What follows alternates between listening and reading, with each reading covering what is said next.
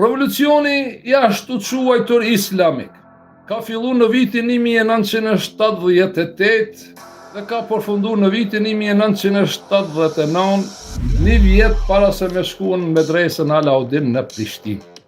Dhe e marrin Iranin me sundu popat e Bagdadit, popat me mjekra, dhe prej vitit 1979 deri në vitin 2026 janë 47 vjet, 47 vjet.